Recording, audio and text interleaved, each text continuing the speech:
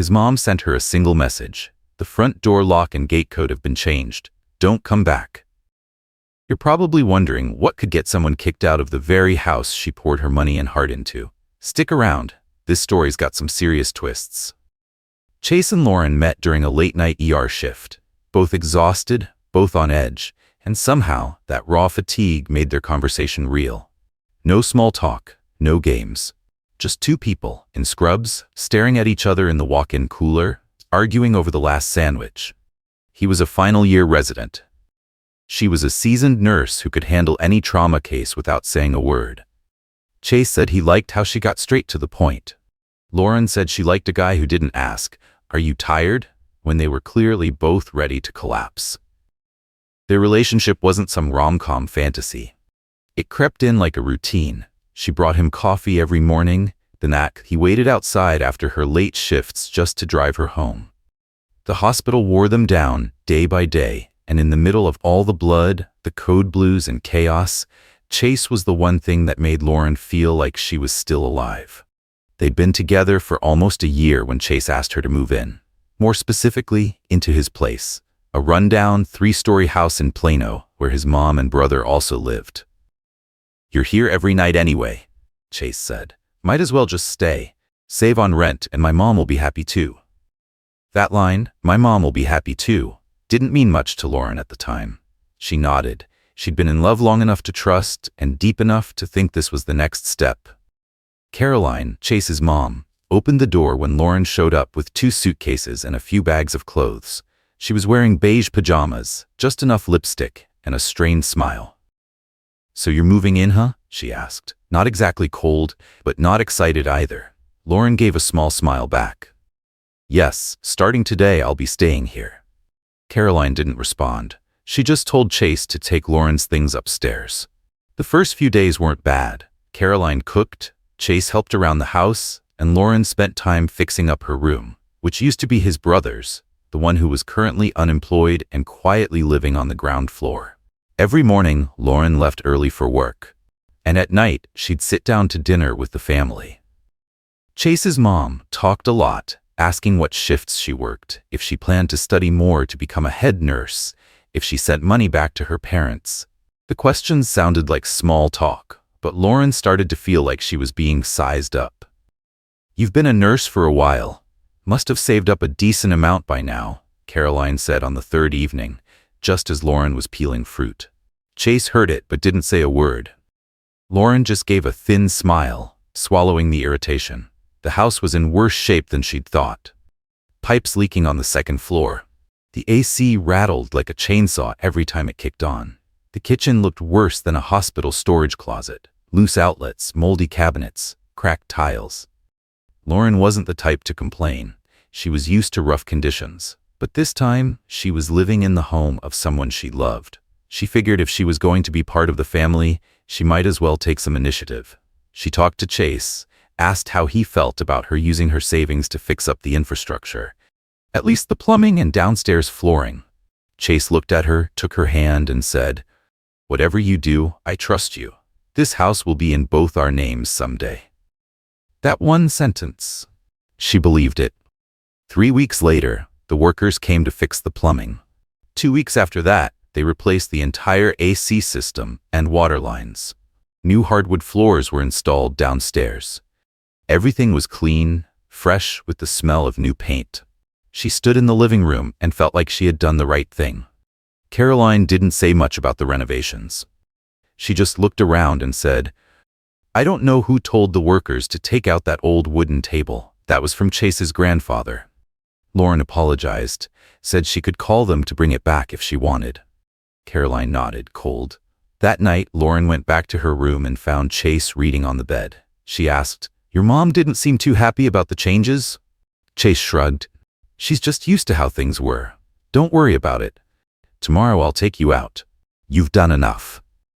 She smiled, thought she'd picked the right man, and walked into the right home. At this point, you might be wondering, can that rosy kind of love really last forever? Let's wait and see. After the renovations, Lauren fully moved in. She reorganized the closet, added a small shelf in the kitchen for her personal medical supplies, cleared out the old disinfectants and towels under the sink. The three-story house was no longer falling apart, but the atmosphere inside had started to shift. She wasn't just cooking dinner every night, she was the only one cleaning the kitchen too. Up early for work, home late to change clothes, feed the dog, reheat leftovers. The old dog, Buddy, had diabetes and needed insulin shots. Caroline was afraid of needles. Chase's brother was busy lying around all day, so that job naturally fell to her too. Caroline started a nightly habit of standing in the hallway, waiting until Lauren was heading upstairs to call out a little adjustment. "Don't lock your bedroom door tonight, helps the air circulate." The next day, I heard the heater running kind of long. "Try to conserve, it's not that cold this time of year." Then it was about showers. "Don't use the back bathroom after 10 p.m., the water noise keeps me up." Chase always said the same thing, "She's getting old. Just don't stress her out." Lauren stayed quiet. She kept staying quiet. She thought if she was silent long enough, things would settle. But it didn't feel the same anymore. At first, she thought she was living in a house that needed fixing. Now it felt like she was just a guest, in the very place she'd spent her own money trying to save.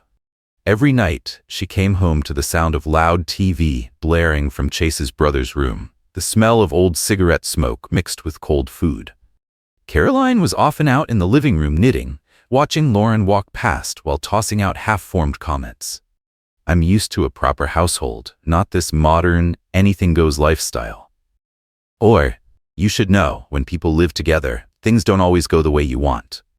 One night, after a long shift, Lauren reached into her bag to pay for some groceries and noticed her wallet had been opened. Nothing was missing, everything was technically there, but the wallet was out of place. Her cards shuffled, and the cash was folded the wrong way. She looked around. Caroline was at the dining table, chopping vegetables. Lauren walked straight over. "Did someone go through my wallet?" she asked, voice trying to stay calm. Caroline didn't look up. "I did, just checking." "What were you checking for?" "This is my house. Anyone living in my house, I have a right to know what they're keeping. You left your wallet out in the open. I didn't take anything."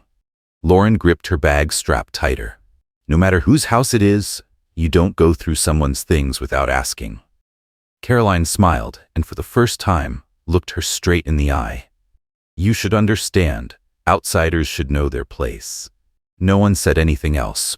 Lauren walked straight upstairs. She was barely through the door when Chase followed her in. "You overreacted," he said, placing a hand on her shoulder. "She didn't mean any harm. It's just, my mom doesn't sleep well. Can you let the little stuff go? She went through my wallet." "But she didn't take anything, right?" Lauren turned to him, snapping for the first time. "That's not the point. The point is she doesn't see me as someone who deserves basic respect in this house." Chase looked at her for a long moment. "You know she's never lived with anyone outside the family. Can you just give a little? My mom's old.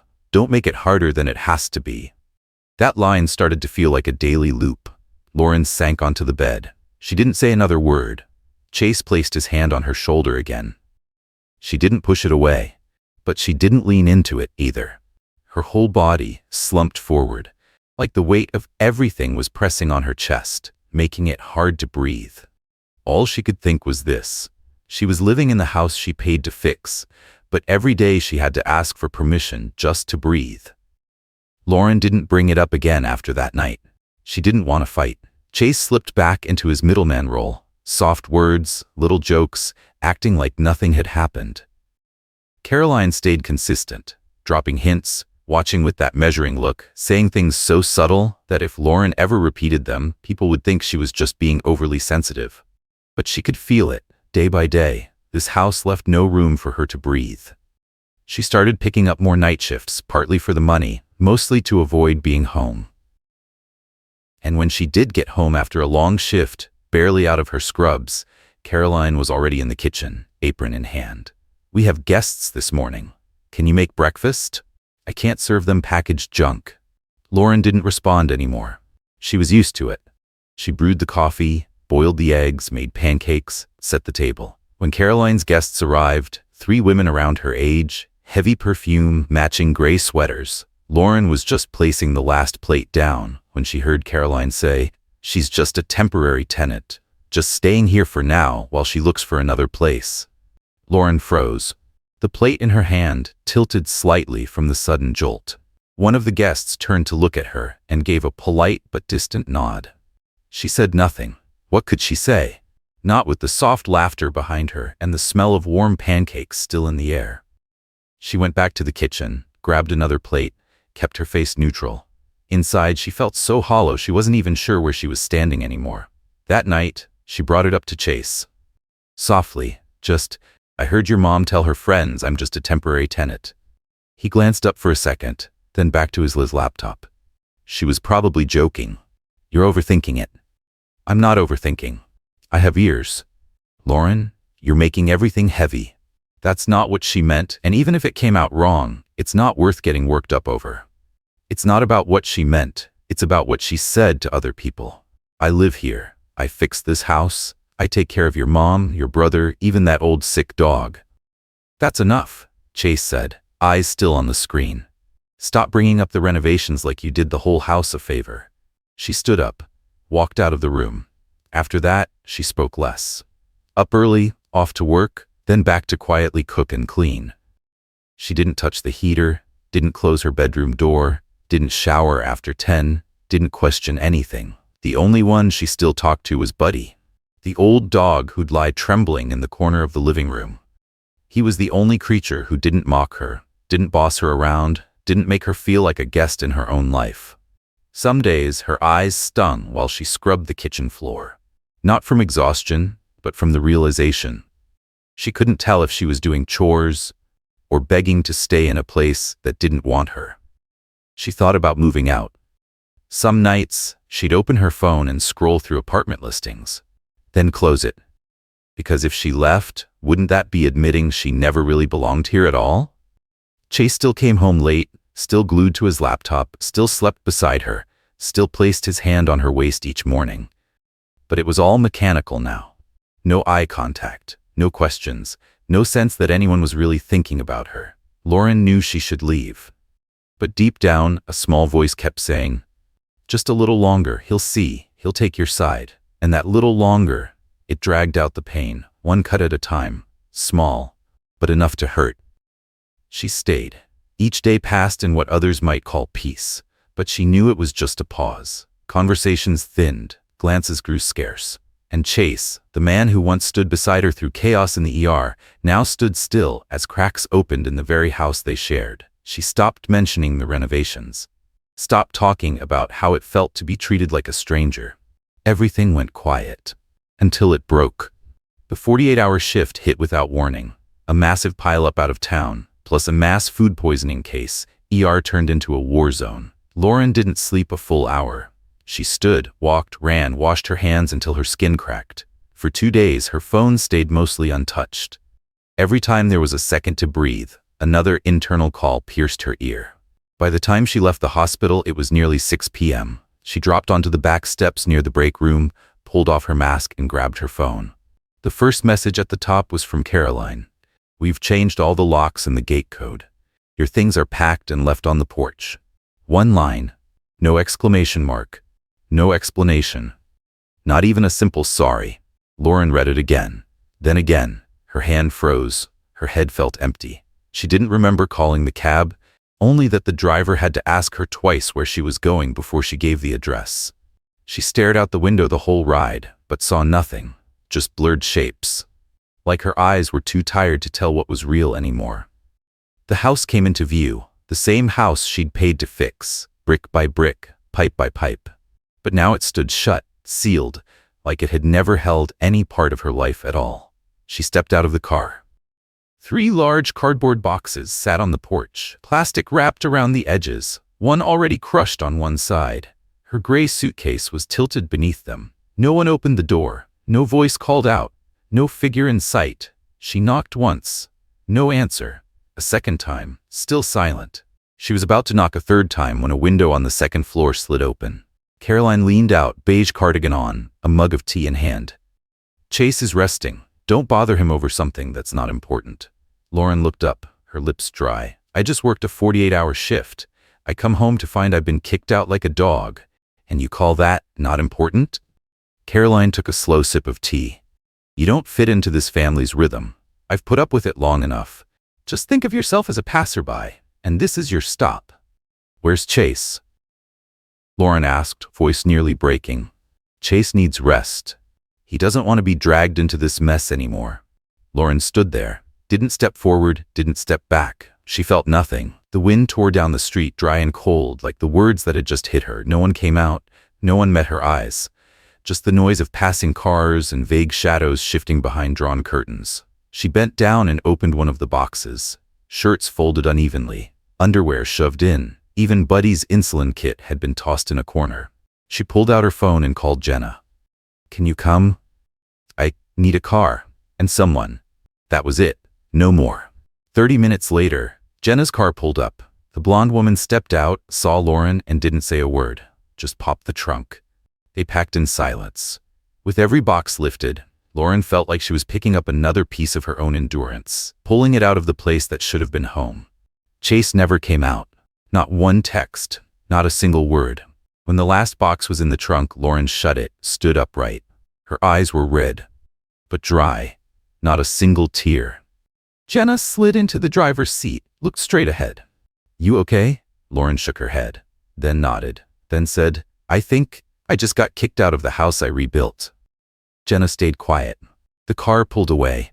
Behind them, the house glowed with a calm so fake it almost looked staged, and the name Chase, for the last time, stopped being worth mentioning. A few blocks down, Jenna glanced sideways. Lauren hadn't moved, still sitting like a statue, arms around the smallest box, eyes locked on something ahead that wasn't really there. Not until they turned onto a side street did Lauren finally speak, her voice rough and dry. I paid to be thrown out of the house I fixed. The words dropped into the car like a stone hitting water. No reply needed. They were heavy enough on their own. Her phone buzzed in her pocket. Lauren picked it up, looked at the screen, and froze. A single message from Chase. My mom can't live with someone who doesn't know how to yield. That was it. No concern. No apology. Not even a single question about why she was thrown out when she was at her most drained. Lauren let out a dry laugh. Hard to tell if it was from rage, bitterness, or the sharp clarity of finally seeing everything for what it was. Jenna didn't ask what the message said. She just spoke, light as a breeze. You weren't wrong. You just trusted the wrong person. Jenna's apartment was small, tucked on the third floor of an old building. Lauren had been there before. Dinners, late-night chats, nothing serious. But this time, stepping through the door, everything looked the same. Yet none of it felt familiar. She wasn't a guest visiting a friend. She was someone who'd just lost the place she used to call home. Jenna set up a space for her, a pull-out sofa, a small shelf for personal things. Lauren didn't say much, just nodded. Nodded at every offer of help, nodded like it was the only instinct she had left. That night, she didn't sleep, didn't cry. She lay flat, eyes open, staring at the ceiling. Everything in her mind moved like a slow rewind. Each screw drilled into the kitchen cabinet, each time she called the plumber, every invoice paid straight from her savings. She remembered the first time she stood in that old kitchen, the floor rotting beneath her, the pipes wheezing like lungs too tired to keep going. She had turned to Chase and said, if we fix this, the whole house will brighten up. Chase nodded, kissed her forehead, and said, do whatever you think is right. I'm with you. She believed him. She paid to replace the floors, measured each plank herself, picked out the kitchen tile color, chose every cabinet hinge with care. She had the new AC installed because his mom said the headaches were getting worse. She upgraded the water heater because his brother said cold showers cut into his bones. She had knelt down to scrub between every floorboard, used baking soda and lemon juice to lift the damp smell, left traces of herself in every corner of that house. She didn't do it because anyone asked. She did it because she believed it was home. Their home. Now it had all been tossed on the porch like trash. Every trace of her boxed up like hospital discharge leftovers. The house glowed behind curtained windows. While she stood outside, no name, no rights, no one to defend her. She picked up her phone again, stared at Chase's message. Read it once, twice, a third time. Nothing had changed. No new message, no where are you, no I'm sorry, just silence. So cold it didn't feel like absence. It felt like confirmation. Yes, he let his mother do it. And yes, he chose to stay out of it. The next morning, Jenna made coffee and set it gently on the table beside the sofa. Lauren thanked her with just a look, no words. She picked up the cup and sat still. Her hands were cold, so cold she had to clutch the mug tightly just to feel present in her own body. No one from that house called. No one checked in, not a single message, not one missed call. She started to understand. What she thought was love had just been one-sided effort. One person fighting for validation in a game she was never meant to win. Lauren opened her laptop, not to search for work, not to write anyone, just to revisit every payment she'd made. She quietly scrolled through each receipt, building supplies, labor costs, HVAC installation, plumbing, the total just over $18,000. She needed to remember it was real, not a nightmare, not something she made up. Chase had once held her hand and said, "The house will be ours." And now it was his mother who changed the locks. She didn't call back, didn't ask for anything, didn't beg, didn't ask why. Lauren didn't need another explanation. She'd already seen it all. 2 weeks passed in a quiet, unnamed kind of stillness. She stopped checking her phone each morning, stopped lying awake at 3 a.m., replaying every conversation in her head. She woke early, made tea, and sat quietly on the balcony watching the sky lighten. Inside her, everything felt like it had moved beneath a thin sheet of ice. No more pain, just a dull, settled cold. Until Monday morning. Jenna stepped into the room, phone in hand, a hesitant look on her face like she wanted to take back whatever she was about to say. "Hey, just prepare yourself, okay?" Lauren looked up. Didn't ask, didn't need to. Jenna placed the phone on the table. On the screen, a post from a local hospital news site. A photo of Chase in a black suit, arm around a brunette in a pale white dress, full makeup, smiling like a stock image for a luxury ad campaign. They were standing in front of the house in Plano. The same house. Dr. Chase R. Sullivan engaged to Mercy Hospital's chief resident's daughter. Colder than anything Lauren had ever heard. Jenna looked at her. They held the engagement party at his place. Your old house. Caroline was there, holding the flowers, in an evening gown. Lauren didn't react right away. She stared at the photo for a few more seconds, then stood up and walked toward the sink. Still silent. She turned on the tap and started washing her hands. Jenna followed behind. "I'm sorry. I didn't know it was happening this fast. It's only been 2 weeks. Lauren shook her head. "It wasn't 2 weeks. It probably started before I was even kicked out." She remembered those evenings when Caroline would whisper with Chase in the living room. She remembered the look in his mother's eyes, like she was already seeing Lauren as something temporary, something about to be replaced. She remembered all the times Chase said, "Don't make a big deal." Every time she pushed back after being disrespected. None of this was surprising. Just the final slap, hard enough that there was no going back. They held the engagement party right inside the house Lauren had paid to rebuild. Plumbing, flooring, everything. The house she once thought was a beginning. The house that first welcomed her with Caroline's thin smile, and later sent her off with one cold message. "We've changed the locks and the gate code." Now that same house was decked out in white flowers, silk runners, and warm yellow lights strung across the porch. Chase stood holding the hand of someone new, the woman Caroline proudly called everything I ever hoped for in a future daughter-in-law. Lauren didn't cry. She didn't need to. What she felt was emptiness, but not weakness. More like her whole body had learned how to shrink in on itself for protection. Chase had made his choice. Caroline had played her part to perfection, and they did it all without shame, without hesitation, without so much as glancing back at everything Lauren had once done for that house. They weren't shameless because they didn't think they were wrong. They thought they had the right. And somehow, that was what made Lauren the most silent of all. They didn't just discard her. They built a wedding on the ashes of everything they forced her to swallow. No one in that house had ever seen her as a person with feelings, just an unpaid worker, a temporary guest. A name too flimsy to hold on to. Lauren closed her laptop, stood up. Jenna looked at her. "You okay?" "I'm fine," Lauren said. Not loud, not sharp, but something in her eyes had shifted. Clear, steady, resolute. And in that moment, Jenna didn't need to ask anything else, because she knew Lauren wasn't about to let this end quietly. 2 months after Chase's engagement, Lauren got a call from the bank. The representative was polite, confirming she had paid several invoices related to a renovation project at 428 Wilton Drive, Plano. She confirmed. They said they were processing a file tied to an unpaid mortgage, and her name appeared under the list of parties with a potential financial interest. Lauren frowned. She no longer cared about that house, but she kept listening. The renovation loan was under Caroline's name, with Chase as co-signer. But the bank's records showed Lauren had paid nearly 80% of the construction costs, which meant, legally, she could be considered a financial contributor with a potential claim if the homeowners defaulted. Her former lawyer confirmed it and added, "If you want, I can represent you in negotiations. That house is about to be foreclosed to settle the debt. You have the right to buy it or claim your share through a legal agreement." Lauren was silent for a few seconds. Then she simply said, "Do it, but I don't want them to know I'm behind it." 3 weeks later, the deal closed. Through a third party, Lauren became the legal owner of 428 Wilton Drive by paying off the remaining debt and accounting for the value of her prior investments. No court, no drama, no viral story.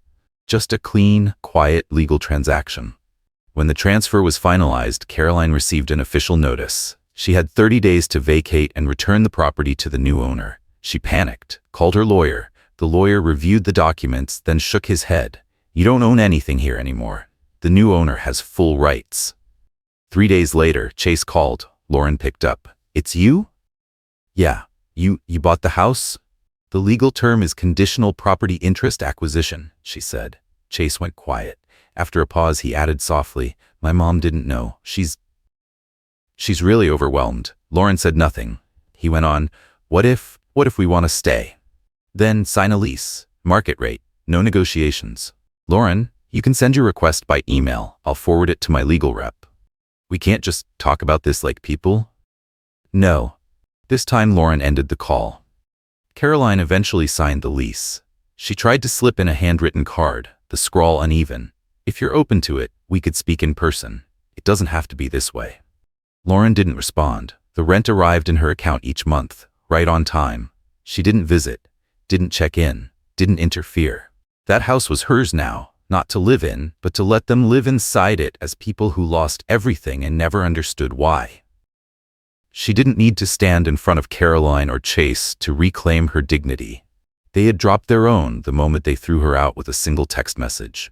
Now they stayed in that house, not as owners but as tenants. And Lauren? She never set foot back there. She didn't have to.